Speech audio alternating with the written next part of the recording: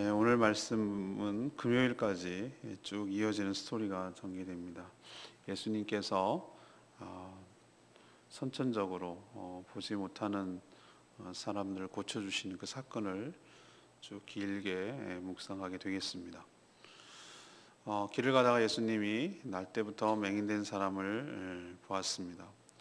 그때 제자들이 이 사람이 누구의 죄 때문에 이렇게 된 것입니까? 부모의 죄입니까? 아니면 그 사람의 죄입니까?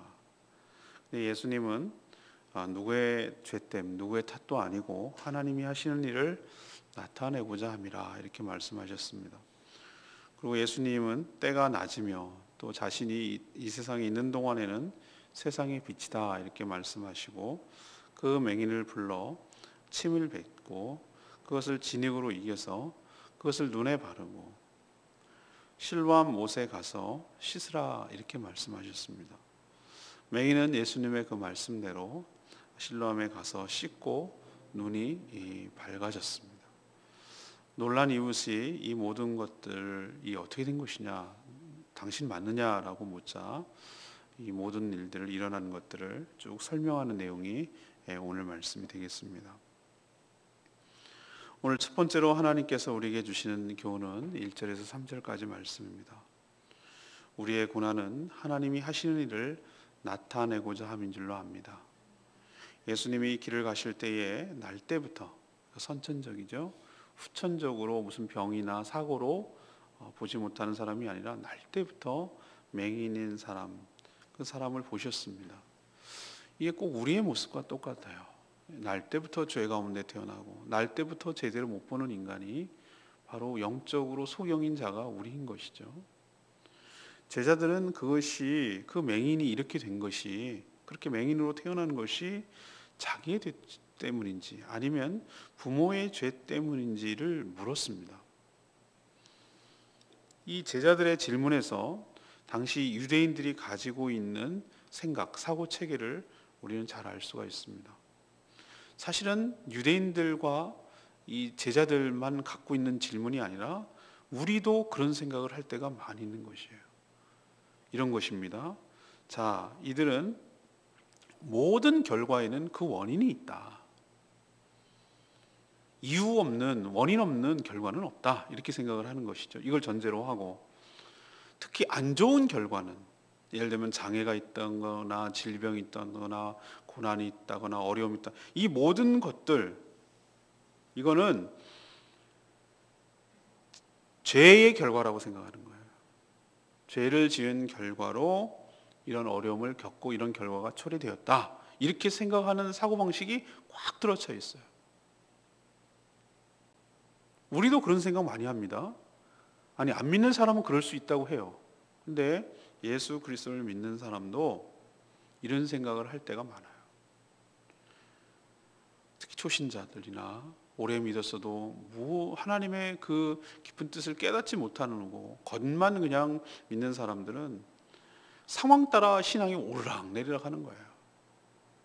자기 상황이 안 좋고 힘들고 어렵고 고난이 오면 뭐라고 생각하냐면은 내가 요즘 뭐 잘못하나? 뭐 하나님이 날 벌 주시나? 뭐 이런 생각을 하고 뭐 일이 또 잘 풀리고 뭐 그러면은 내가 요즘 하나님을 잘 뵀나? 하나님을 잘하고 있나? 뭐 이런 생각을 하죠. 합니다. 우리도 모르는 자도 모르는 사이 합니다. 그러나 가만 좀 생각해 보세요. 일이 잘 풀리고 잘 되는 것이 꼭 우리가 잘해서 그런 걸까? 그게 그리고 꼭 축복일까? 일이 그러면 안 풀리고 그러면 우리가 뭘 잘못해서 그런 걸까? 그게 그리고 꼭 늘 하나님에 대한 그 버리고 형 버리고 하나님에 대한 저주고 하나님이 우리를 힘들게 하는 그 죄값을 치르게 하는 그런 의미일까? 꼭 그런 것만일까라고 생각하면 아닌데도 우리는 이 제자들의 사고방식에서 우리도 벗어나지 못하는 경우가 많아요. 우리가 욥기를 읽어보면 욥기에 나오는 그 욥의 친구들 있잖아요. 친구들이 그랬어요. 네가 이 꼴 된 거는 다 이유가 있을 거다. 네 한번 잘 생각해봐라. 네가 지금 몰라서 그렇지. 너 가만히 생각해보면 네가 뭔가 틀림없이 하나님 앞에 잘못했을 거다. 그거 회개해라. 이런 식으로 압박을 했어요. 그 사람들의 사고방식은 뭐죠? 이렇게 욥이 어려움을 겪고 하루아침에 쫄딱 망하고 이 험한 꼴을 당한 것은 뭔가 있다 이거예요. 근데 여러분, 욥이 그렇습니까? 우리는 몰라요. 그 천상에서 무슨 일이 벌어지고 있는지 몰라요. 여러분 압니까? 욥이라는 입장에 알겠어요. 욥은 몰랐어요. 아니 천상회의에서 사단이 그렇게 참소를 하고 하나님께서 허락하셔가지고 이 험한 꼴 당하고 있는지를 어떻게 알겠어요? 우리는 몰라요. 그렇기 때문에 우리는 고난에 대해서 그 결과만 가지고 나타난 현상만 가지고 우리가 이렇다 저렇다 말할 수가 없어요. 모르는 게 정확해요. 다만 우리가 하나 믿는 게 있어요.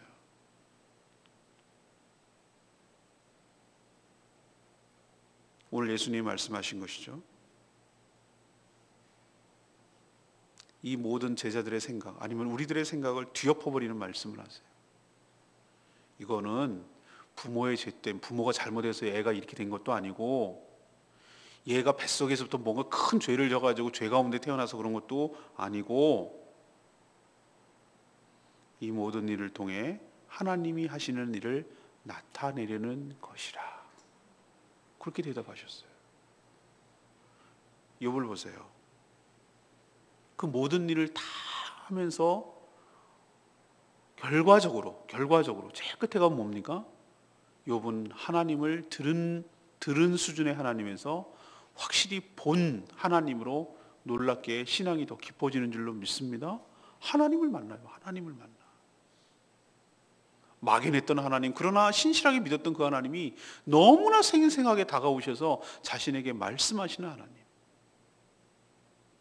견고한 신앙으로 회복되고 더 단단해지는 축복이 있고 전부 다 더 하나님께서 다 보상해 주시고 은혜로 채워주시고 그것을 보여주시기 위하여 하나님께서 일시적으로 어려움과 고난을 주실 수도 있다라는 것을 우리는 깨달아야 될 줄로 믿습니다. 예, 크게 보면 인간의 이 모든 고통과 어려움들은 맞습니다. 아담 이후로 인간이 저지른 죄 때문에 인간들에게 이런 여러 가지 어려움들, 죄로 인한 파생 때문에 이런 어려움이 생기는 것은 맞아요. 크게 보면은. 그러나 어느 한 사람의 고난이 그 사람의 죄 때문이다라고 이렇게 딱 단정적으로 말할 수는 없어요. 우리가 함부로 그렇게 말할 수는 없단 말이에요. 그럴 수도 있고 아닐 수도 있어요. 그러니 우리는 함부로 말할 수가 없어요. 그 하나님의 깊은 뜻과 깊은 생각은 우리는 다 몰라요. 오히려 욥처럼 모든 일을 통해 하나님의 성품과 하나님의 능력과 이 모든 것들이 드러나서 궁극적으로는 하나님이 하셨음을 인정하게 돼서 하나님께 영광을 돌리려고 이 모든 일을 계획하고 있음을 믿어야 될 줄로 압니다. 우리도 고난의 한가운데 있을 때 딱 기억해야 될 게 있어요. 하나님은 살아계십니다. 하나님은 선하십니다. 하나님은 나를 향한 좋은 계획이 있으십니다. 내 고난이 고난으로 끝나지 않을 줄로 믿습니다.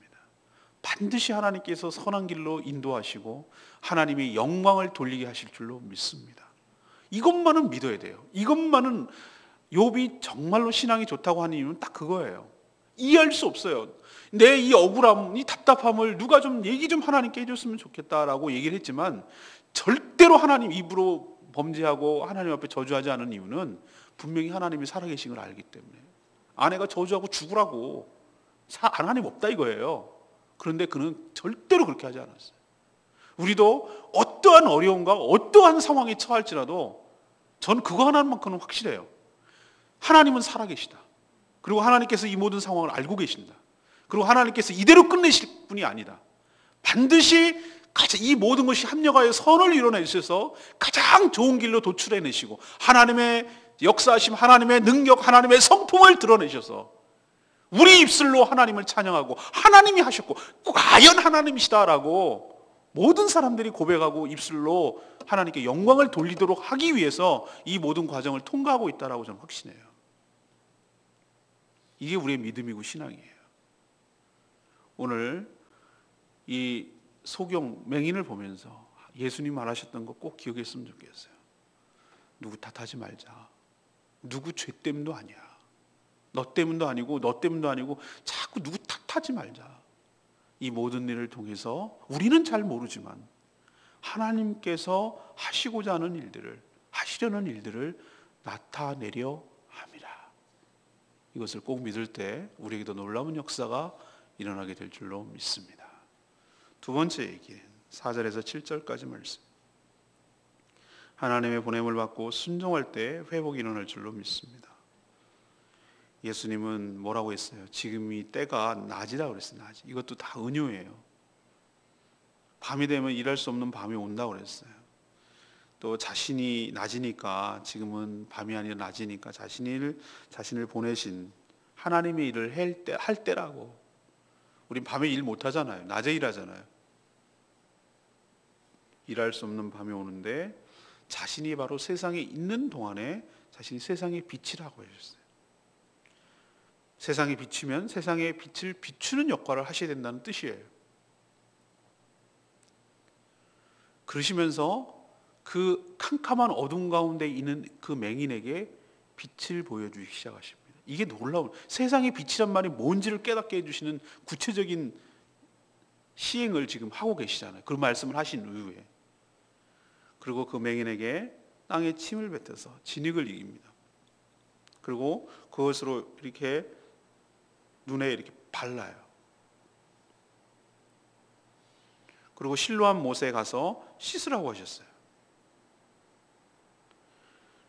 세상의 빛으로서 캄캄한 어둠 가운데 살아가는 이 맹인의 눈을 뜨게 해서 빛을 보게 하시려는 하나님의 일을 지금 행하고 계신 거예요.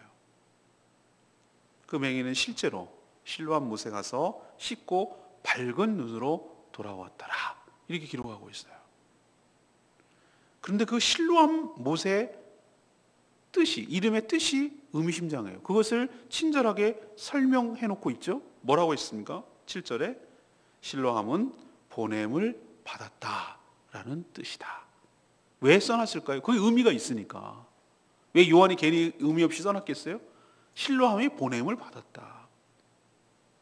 많은 사람들이 하나님으로부터 보냄을 받지만 실제로 순종하여 가는 사람은 드물다는 뜻이에요. 보냄을 받고 믿음으로 순종해서 가서 씻을 때 놀라운 역사가 일어나게 될 줄로 믿습니다. 여러분이라면 어떻겠어요? 이런 상황이나 맹인이라면 날 갖고 노시나, 내가 안 못 본다고 이런 식으로 나를 대하시나, 내가 이쯤은 모를 줄 알고 흙을 내 얼굴에다가 눈에다가 발라? 내가 안 못 본다고 이렇게까지 나를 무시하는 거, 이분 정말 소문이랑 다르구만. 아, 자존심 상해 정말. 여러분은 안 그렇겠어요? 실로암까지 누가 인도하는데, 야 이거 무슨 짓이야. 인도하는 사람도 그랬을 거예요 아마. 그 사람을, 이 뭐하는 짓이냐 이게, 이런다고 낫냐? 별하별 자존심 상하는 생각, 별하별 뭐 이성적으로 안 맞는, 타당하지도 않고 이게 뭐하는 이런 생각 때문에 안 갔더라면, 나만 장군이 강가에 가가지고 7번 목욕하라 그러는 것을, 이게 애들 장난이야? 우리나라 가면 이보다 더 좋은 강이 많은데 라고 순종 안 했더라면 나병이 나았겠습니까? 이 맹인이 나았겠습니까? 저는 이게 우리들의 믿음의 테스트인 줄로 압니다. 우리의 자존심을 내려놔야 돼요. 그리고 우리의 합리적인 사고를 넘어서야 돼요. 그래서 믿음으로 순종한 자만이 치유와 회복이 일어나게 될 줄로 믿습니다. 대부분의 사람들이 여기서 더 넘어져요. 어디서 넘어지느냐? 보냄을 받습니다. 하나님의 긍휼하심과 사랑을 경험합니다. 그러나 믿음으로 순종하지 않아서 실제적으로 그 능력을 경험하지 못합니다. 치유와 회복의 역사가 없는 거예요. 빛을 보지 못하는 거예요. 빛을 볼 수 있는 길까지 다 알려줬는데도 불구하고 여전히 어둠 가운데 살아가는 이유가 뭘까? 그 잘난 자존심. 사람이 하나 없고 힘들고 어렵게 사는 사람들 남는 거 하나밖에 없어요. 그 가시같이 남은 자존심밖에 없어요, 사람들이. 여러분 그거 느끼시죠? 뭐 하고 그러면은 알량하게 그 하나 남은 자존심마저 지키려고, 날 뭘로 보고 그래 뭐 이런 식으로 이게 대드는 사람들 특징을 보면은 아무것도 없고 그 알량한 자존심 하나 붙들고 있는 거예요. 날 갖고 노나 뭐 이러면서 이렇게 생각하는 거예요. 그리고 대부분의 생각이 넘어지는 이유가 합리적인 사고예요. 아니 무슨 약을 주신다든가 약초를 주신다, 이거 다려 먹어라 뭐 이런다든지, 아니면 안약 좀 발라주신다든지 뭐 알약을 주신다든지 뭐 그러면 사람들이 뭔가 좀 있는가 해가지고 합리적인 사고로 생각을 해서 믿을 거예요. 이게 뭐야? 이게 장난하는 거야? 라고 생각하고 자기가 생각해왔던 경험들, 자기가 배워왔던 것들 이런 거랑 안 맞으면은 창조주 하나님이 하는 것들에 대해서 거부해요. 자기 프레임, 자기의 딱 그 시각에서 안 맞으면은 다 내쳐버린단 말이에요. 그래서 우리 삶에 아무런 역사와 기적이 없는지도 몰라요. 오늘 우리에게 도전하시는 두 번째 교훈은 그겁니다.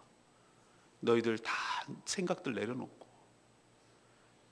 너를 고치기 위해서 신뢰하면 내가 보내노니 가서 순종하고 깨끗하게 낫고 돌아오너라. 우리에게 도전 주시는 말씀, 하나님의 보내심을 받고 그 말씀에 온전히 믿음으로 순종할 때 여러분이 치유와 회복과 구원의 역사가 일어나게 될 줄로 믿습니다. 세 번째는 무엇인가? 8절에서 12절 말씀이에요. 예수 그리스도의 은혜를 체험하면 다른 사람으로 변한다는 겁니다. 금행이는 예수님의 말씀에 믿음으로 순종했어요. 그리고 갔어요. 그리고 씻었어요. 그리고 밝은 눈으로 돌아왔어요. 난생 처음, 태어날 때부터 맹인이었으니 난생 처음 세상을 보게 됐죠. 빛을 보게 되었죠. 이로써 예수님이 세상의 빛이라는 사실을 분명하게 확증시켜 주셨어요. 예수님이 이 맹인을 고쳐주기 전에 뭐라고 그랬어요? 지금은 낮인데 나를 보내신 하나님의 일을 해야 될 때다. 낮은 밤이 되면은 내가 떠나면은 이 일을 할 수가 없다. 그러면은 내가 세상에 있는 동안은 세상의 빛이다 라고 말씀하시고 고쳐주셨거든요. 그렇다면 이건 뭡니까? 아, 이제 알겠어요. 이 맹인에게 빛을 보여주기 위하여, 눈을 뜨게 하기 위하여, 그리고 예수님이 세상의 빛이라는 것을 주변에 있는 모든 사람들이 알고 믿게 하기 위하여 이 놀라운 일을 행하고 예수님이 세상의 빛이라는 것이 분명하게 증거가 된 일인 줄 압니다. 그 맹인은 후천적으로 맹인이 된 자가 아니라고 그랬잖아요. 날 때부터 맹인이었어요. 그가 할 수 있는 일, 세상을 살아갈 수 있는 유일한 길은 무엇입니까? 구걸밖에 없어요. 안 보이는 사람이 뭘 하겠어요? 그 당시 무슨 요즘처럼 사회복지 제도가, 요즘 맹인들도 하는 게 한정되어 있잖아요. 안 보이는데 뭘 할 수 있겠어요? 예를 들면 뭐 안마 그런 걸 하거나, 안 보이는 사람들 할 수 있는 게 너무 제한되어 있잖아요. 저는 귀를 안 들리는 사람도 눈에 안 보이는 사람이 더 큰 장애인 것 같아요. 물론 다 장애가 어렵지만 그는 구걸해서 죽지 못해서 진짜 겨우겨우 연명하고 살아가는 거예요. 그러나 그가 하나님의 은혜로 예수 그리스도의 그 능력으로 치유와 회복이 일어난 후에 그 사람이 서서히 바뀌기 시작했어요. 이웃 사람들은 맹인으로 살아온 그가 볼 수 있다는 것이 믿기지 않아가지고 이 사람 맞아? 우리가 알고 있는 그 사람 맞아? 라고 헷갈릴 정도였어요. 착각할 정도였어요. 그 정도로 너무 많이 본다는 게 달라진 거죠. 이웃이 너 어떻게 보게 되느냐라고 맹인에게 묻자, 막 아니다, 이 사람 그 사람 맞다, 아니다, 막 이렇게 서로 논란의 대상이 되자 뭐라고 얘기합니까? 맞다, 내가 그 사람이다, 이렇게 자신 있게 당당하게 말해요. 그리고 예수라는 분이 진흙을 이겨서 내 눈에 발랐고, 그래서 실로암에 가서 씻으라고 해서 했기에 내가 가서 씻었더니 보게 되었다라고 전혀 부끄럽지 않게, 오히려 그것을 솔직하게 보태지도 또 빼지도 않고 그대로 자신이 어떻게 해서 구원을 받았는지, 어떻게 해서 보게 되었는지, 누가 보게 했는지, 어떤 과정을 거쳐서 보게 되는지를 간증하고 증거하는 사람으로 바뀌었어요. 아까 제가 말씀드렸죠? 그는 뭐 하는 사람이었다고요? 길가에서 남에게 한 분 줍시오, 불쌍히 여겨 주십시오라고 하며 동정을 사서 구걸하던 사람이었어요. 그러나 지금은 서서히 어떻게 바뀝니까? 예수 그리스도가 나를 고쳐주었나라고 예수 그리스도를 증언하는 예수의 증인으로 바뀌어가는 줄로 믿습니다. 이게 바로 주님의 크신 은총을 경험하고 구원을 경험한 사람들의 특징이에요. 전에는 내 먹고 사는 거, 내 자랑, 나를 동정을 받게 하고, 아니면 거꾸로 나를 드러내려고 하고, 내가 인정받고 칭찬받고, 나 좀 주목해달라고, 그래서 나 좀 살게 해달라고, 그렇게 말하는 대부분 99% 아니 100%가 맨날 그런 얘기만 하고 살았어요. 사람들, 예수 그리스도 안 믿는 사람들의 하는 말의 대화에 거의 분석해 보세요. 무슨 말을 하는가? 항상 자기 얘기예요. 항상 자기 얘기. 그럼 자기 얘기 하지. 예수 얘기는 안 해요. 예수 믿게 된부터, 주인이 바뀌게 된부터, 이 속에 예수의 영이 들어가는 때부터는 예수 얘기를 해요. 그러나 자아가 주인인 사람들의 특징은 항상 자기 얘기를 해요. 극과 극이에요. 자기 자랑 아니면 자기 연민, 자기 동정을 살려는 거예요. 내가 이렇게 불쌍해. 내가 요즘 이렇게 힘들어. 나 좀 봐줘. 나를 불쌍히 여겨줘. 날 좀 측은히 여겨줘. 날 좀 사랑해줘. 반대로 내가 이렇게 잘 나가거든. 내가 이렇게 잘났거든. 날 좀 인정해줘. 나를 칭찬해줘. 뭐가 다릅니까? 극과 극이긴 한데 똑같이 중심은 자기 중심이에요. 내 얘기를 하는 거예요. 내 얘기를. 그러나 예수 그리스도를 믿고 예수 그리스도를 믿어서 구원받은 사람의 특징은 뭐냐면은 내 얘기를 하지 않아요. 누가 화제의 중심이 되냐면 예수 그리스도가 화제의 중심인 줄로 믿습니다. 예수 그리스도께서 나에게 어떤 은혜를 주셨는지, 어떤 은총을 베푸시는지, 일상이 기적이고 살아가는 모든 것들이 하나님의 은혜이고, 이것도 하나님의 축복, 이것도 하나님의 축복, 하나님이 하시는 일이 너무나 놀랍다고, 이렇게 예수 그리스도를 간증하며 증거하는 예수의 증인으로 살아가게 될 줄로 믿습니다. 이게 은혜 받은 사람의 특징이에요. 은혜가 없는 사람의 특징은 자기 얘기, 은혜 받는 사람의 특징은 예수 이야기, 하나님의 이야기. 이 맹인이 완전히 다른 사람이 된 줄로 믿습니다. 우리도 이렇게 살아가야 될 줄로 믿습니다. 4절 말씀, 레마의 말씀. 때가 아직 낮음에 나를 보내신 이의 일을 우리가 하여야 하리니 밤이 오리니 그때는 아무도 일할 수 없다라고 하셨어요. 예수 그리스도의 초림, 처음 오심, 그 다음에 다시 오심, 재림, 이 사이가 저는 바로 낮이라고 생각을 해요. 재림 이후에는 어떤 사역적인 면에서는 이제는 아무것도 할 필요도 이유도 없죠. 이때는 끝났는데, 예수님이 재림하시고 나서 심판하시고 나면 이제 천국과 지옥으로 완전히 갈라지고 새하늘과 새 땅이 되고, 그러면 다시 모든 자들이 부활해서 끝났는데 무슨 일을 해요? 그렇기 때문에 예수님의 말씀이 굉장히 의미심장했어요. 예수님 개인 입장에서 보면은 예수님이 이 땅에 살아계시는 동안에 세상의 빛이다, 밤이 되면 아무 일도 할 수 없다라고 말한 것이, 이 땅에 내가 여기 있는 동안에는 내가 이렇게 할 수 있지만 내가 간 다음에는 이런 일들을 못 하지 않느냐라는 개념처럼 예수님의 초림과 예수님의 재림 사이가 바로 낮이에요. 그때만이 우리가 일할 수 있는 때예요. 밤이 올 건데 그때는 일할 수가 없어요. 예수님이 다시 오시고 나면은 일할 필요도 이유도 없어요. 할 수도 없어요. 예수님이 지금이 어떤 때인지 우리에게 가르쳐 주셔요. 그리고 무엇을 해야 되는지 우리에게 잘 가르쳐주고 아시는 분이에요. 자신을 보낸 이의 일을 우리가 해야 된다, 이렇게 말씀하셨어요. 내가 해야 된다라고 말씀하시지 않는데 제가 이렇게 밑줄이 그어졌어요. 예수님 하신 말씀을 보면 하나도 의미 없는 게 없거든요. 근데 예수님께서 오늘 뭐라고 그러셨습니까? 4절에 나를 보내신 이의 일을 우리가 하여야 하리라. 나는 평상시 그걸 내가 해야 하리라라고 생각을 하고 여태까지 읽었어요. 근데 예수님께서 오늘 말씀하신 거 보니까 우리가 하여야 하리라, 이렇게 말씀하시는 거예요. 그렇다면 이건 분명하네. 나만 이 일을 하는 것이 아니라 너희들도 이 일을 해야 하리라. 나를 보내신 이의 일을 내가 지금 하듯이 너희를 보낸 하나님이 너를 보내고 내가 예수 그리스도께서 너를 보냈는데 나를 보내는 이의 일을 낮일 때 해야 된다. 그 일이 뭡니까? 세상에 빛을 비추는 일이에요. 세상에 빛을 비추는 일. 빛이 뭡니까? 복음이에요. 복음이에요. 이 맹인이 벗어진 것이 무엇 때문입니까? 예수 그리스도를 믿고 순종함으로 벗겨진 줄로 믿습니다. 빛을 보게 된 줄로 믿습니다. 제가 이게 육적으로 해석해도 되고 영적으로 해석해도 된다고 그랬잖아요. 우리는 날 때부터 소경이었어요. 빛을 보지 못해, 영적인 세계를 보지 못하는 존재예요.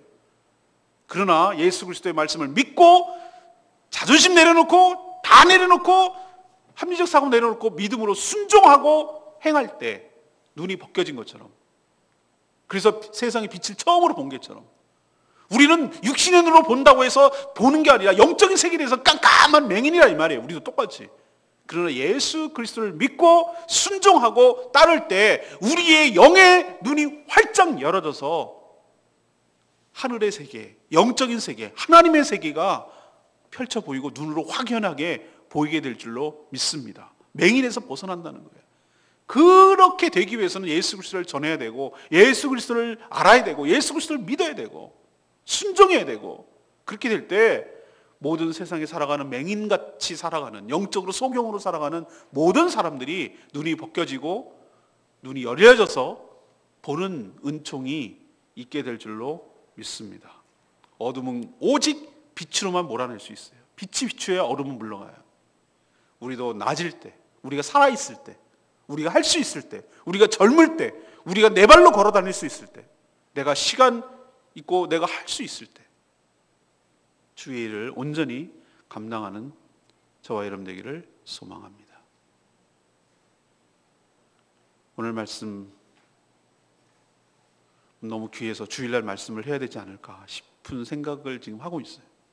어쨌든 이번 화요일, 수요일, 목요일, 금요일까지 이 전개되는 이 맹인을 고치는 일은 우리들에게 참 귀한 은혜가 되는 말씀이기 때문에 계속해서 묵상하시고 또 정리하고 기도하는 시간 갖도록 하겠습니다. 오늘 세 가지 말씀드렸어요. 우리의 고난은 누구 탓하지 말고 하나님이 하시는 일을 나타내고자 함이라.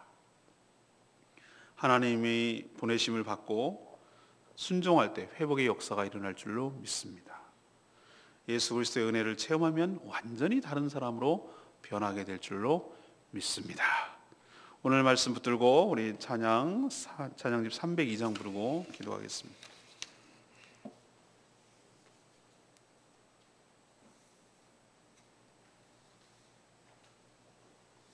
찬송가 오랜만에 다시 할까요? 우리 아까 불렀던 찬송가를 했으면 좋겠어요.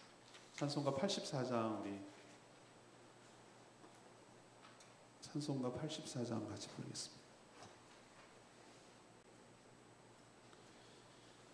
가사가 은혜가 돼서 그렇습니다.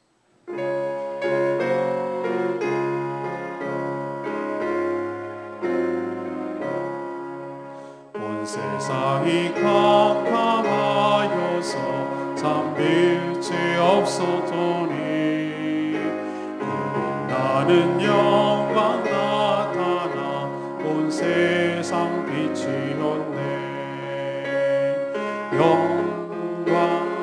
영광의 주, 영광의 주, 밝은 님이 내게 비추었네. 영광의 주, 영광의 주, 이 세상의 빛은 오직 주 예수님. 주 말씀을 믿는 사람의 그 마음이 시원하고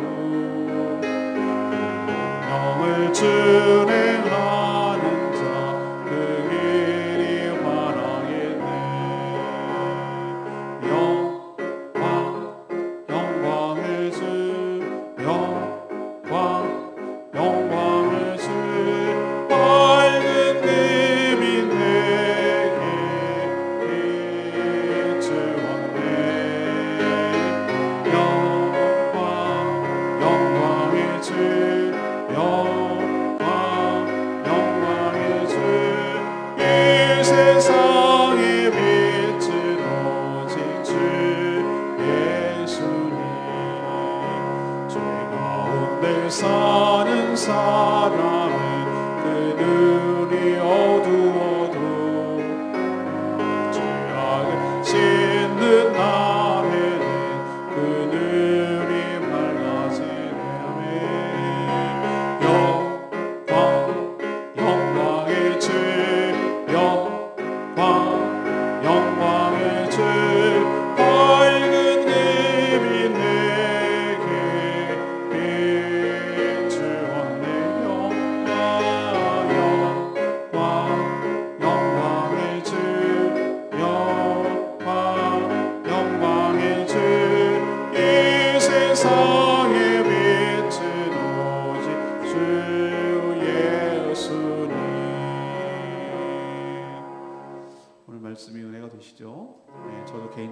하나님의 은혜가 됐습니다. 그렇구나. 누구 탓하고 누구 원망하고 누구 때문이야 라고 말하기에는 우리가 속단할 수 있다는 거죠. 하나님이 나타내고자, 하나님이 일을 나타내고자 하는 줄 믿습니다. 저희도 믿음으로 순종함으로 회복하고 치유되는 역사가 있게 하여 주시옵소서. 그래서 주님을 구원하는 인생에서 주님을 증거하는 인생으로 바뀌게 하여 주시옵소서. 다같이 통성으로 주여 외치며 기도하는 시간 갖겠습니다. 주여 아버지 영광의 주 영광의 주